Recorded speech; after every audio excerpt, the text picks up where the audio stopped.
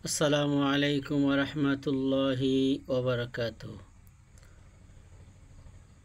ইন্নাল হামদালিল্লাহি নাহমাদুহু ওয়া নাস্তাঈনুহু ওয়া নাস্তাগফিরুহু ওয়া নাউযু বিল্লাহি মিন শুরুরি আনফুসিনা মান ইয়াহদিহিল্লাহু ফালা মুদিল্লা লাহু ওয়া মান ইউদ্লিলহু ফালা হাদিয়া লাহু ওয়া নাশহাদু আল লা ইলাহা ইল্লাল্লাহু ওয়াহদাহু লা শারীকা লাহু ওয়া নাশহাদু আন্না মুহাম্মাদান আবদুহু ওয়া রাসূলুহু।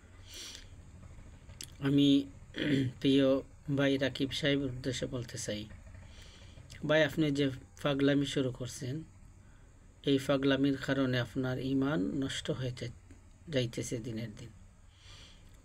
আপনি যেরকম বেদাতি বলতে বলতে হক্কানি আলেমদেরকে যে আপনি বেদাতের ঠেক দিতেছেন,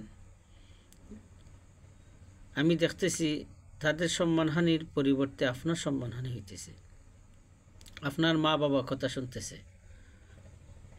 আপনার যদি সৎ সাহস থাকে তাহলে যাদেরকে আপনি বেদাতি বলেন তাদের সাথে আপনি বসেন, নতুবা আমরা মনে করব যে আপনার তাদের জুতা বওয়ার মতন কোনো যোগ্যতা নাই। আপনি যে আইনুল হুদাকে নিয়ে গালিগালাজ করতেছেন, সারসিনার পিসাবকে নিয়ে গালিগালাজ করতেছেন, তাদের জুতা বওয়ার মতন যোগ্যতা আপনার নেই।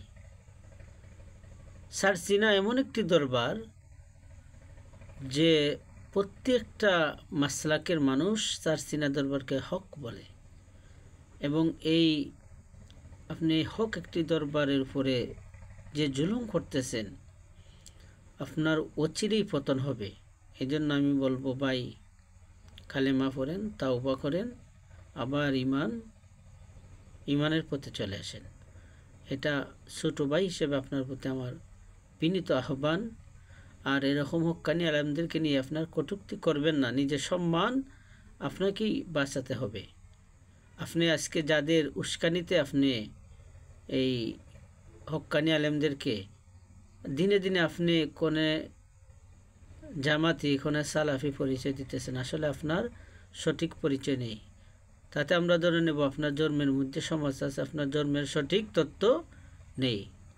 এই জন্য আপনাকে আবারও বিনীতভাবে আমি অনুরোধ করতেছি, আপনি হক্কানি আলেমদেরকে, হক দরবারগুলোকে এইভাবে আপনি কটূক্তি না করে আপনাকে আমি ইমানের দাওয়াত দিতেছি।